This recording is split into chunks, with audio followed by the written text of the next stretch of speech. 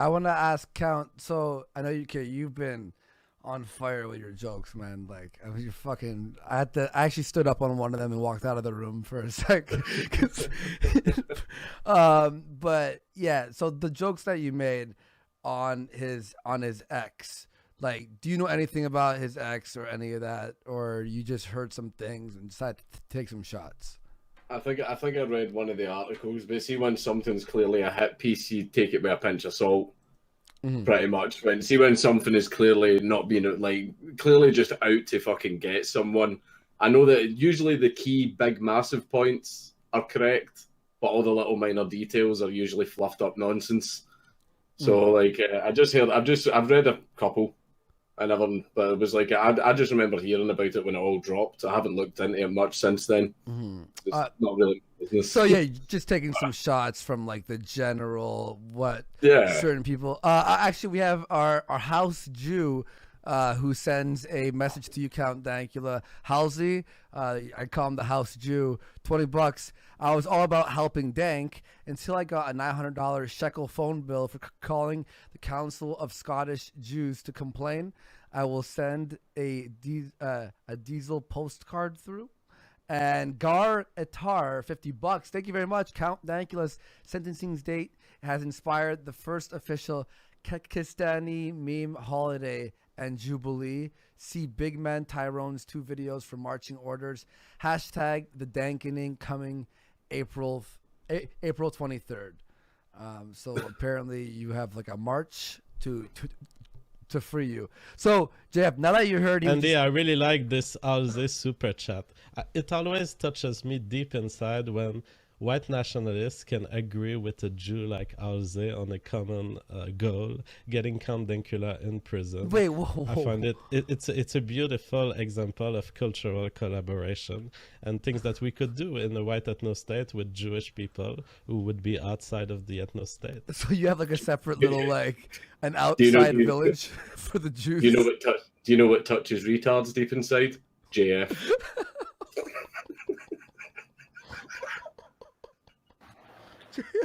Oh boy, JF, I'm sorry for booking this. I know it was supposed to be just me and you, buddy.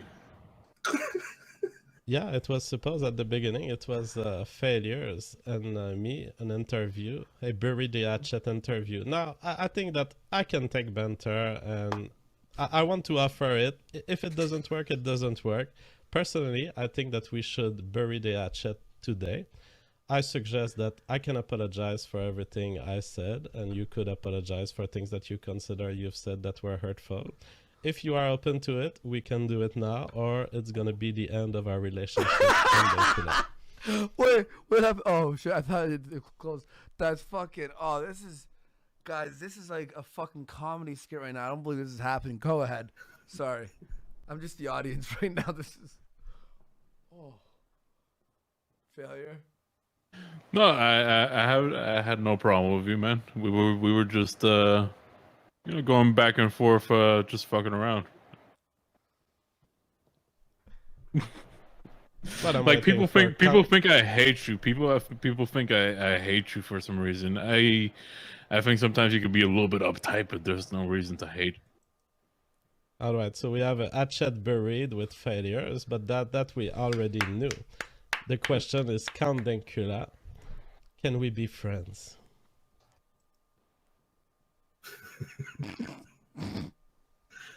Dude, would you like to be my friend, Jeff?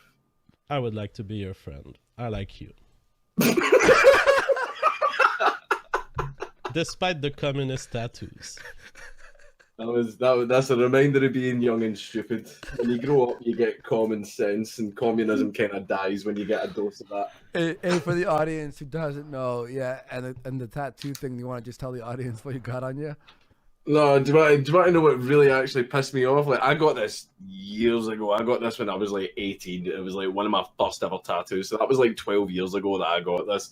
And Tommy Robinson, when I was doing an interview with him outside the court, he's got thousands and thousands of people watch him. And I said, I used to be a communist. And I went, yeah, but I grew up, haha, made a joke. He told his audience that I actually was still an active communist, and everyone got fucking pissed off. going, yeah, well, he deserves this then, he deserves it. And I was like, Tommy, what the fuck, man? Like, I'm not a communist anymore. Why would he think that you're still communist? I think he just misspoke. I think that's just all that happened. And I was, that actually caused so much shit. But yeah, for anybody that wants to see, still there. Wait, hang on. Let me feature it. Yeah, let me feature it. Yeah, go for it. There it is. Thank you. I'm gonna ask you. You have to take out your gauges when you go to prison. I'm guessing. Yeah, they'll probably make me do that. Yeah, they made me take it out since last time. How does it feel when you take a dick to the earlobe? I would never know. Never experienced that. Are you afraid of a potential rape there? No, it doesn't happen in UK jails. Okay. 'Cause I heard you on Kumite. You said in case like probably the smartest thing to do is go in and just rape someone immediately. Yeah, So rape that the way biggest everyone's guy there. like, be the first to fucking rape. Yeah. Because the thing is, like most men in prison, pretty much all men in prison, will never ever back down from a fight, even if there's a chance they could be beaten. All men in prison will back down from a fight if they know at the end of it there's a chance they could be raped. It's psychological warfare. I want to ask a failure. You have your hand on the trigger. I'm gonna read a super chat. Oh boy! Are you ready? The Wolf of Ford, $5. Viva la Warski. That will never get old. Love your new content, Andy. Viva la Warski! I fap, I stream, I kill. I fap, I stream, I kill. Yo! JF looks so unimpressed. He literally has no emotion on his face. No, I just understood the mechanism underlying the plateauing at 2,000 viewers. No, wait, failure. How many viewers have you had on this week? Like watching? 2,500 to like about 3,000 something. Yeah. And that's what happens when Papa JF drops some meme crumbs for the failures of this world too. Look, can we just celebrate the fact that I passed? I crossed paths with the BA experience. Yeah. Oh, you did? As of last night, you were watching it on the Ralph Retort, right? You were watching his views, his subs go down as yours went up, and then it like intersected with each other. And you were saying this is a present for Hitler's birthday. Yes. I think Hitler would have been happy. Yeah, man. How do you feel about that? Even with the disrespect that Sinatra showed today? Oh yeah, so, apparently. By the way, I want to just make a little update from what happened yesterday. Ralph and Nick went at it, and Ralph and JF went at it. Actually, Ralph and Nick went on a show after our show, and they made up and they're friends now. They're like, there's no point to be arguing with each other anymore. So that's a lot of emotion yesterday. A lot of emotion, especially from Failure's camp, though, because you were very happy last night, right?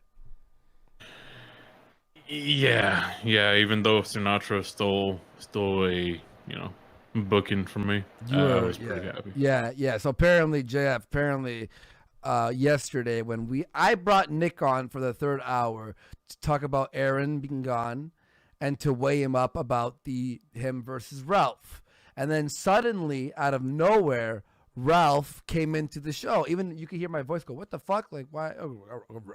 Ralph's here." Apparently, Failure, you want to take it from here?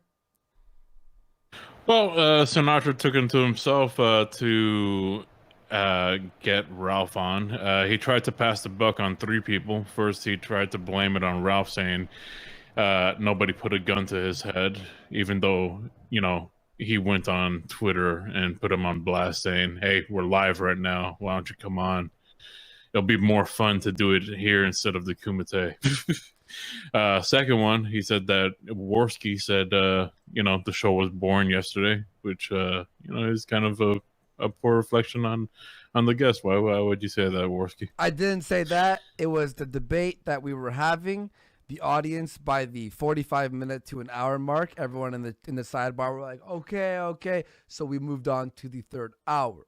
The show yesterday was fantastic, in my opinion. One of the top Warski lives we've ever had in terms of intellectual debate, comedy, and drama, all piled into one ball.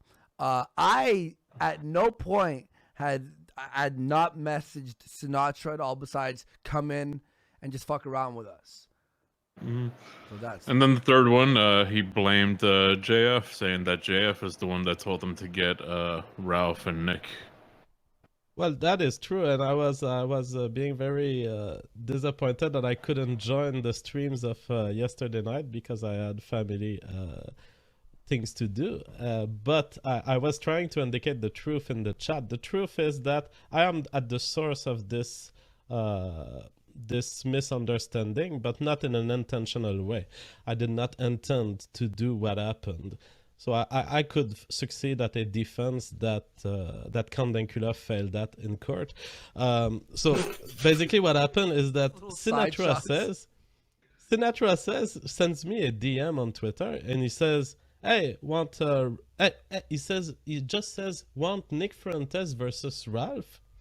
And I think he was saying this in an offhand way. I don't think he had coordinated with them. But at that moment, when I received that message and I was in the stream, I thought that, okay, what he's telling me is that he's currently with Nick Fuentes and Ralph, and they both agreed that they want to go on Warski Live. And so I answered to his Twitter DM, sure, send them the link. And I give him the link of the Hangout.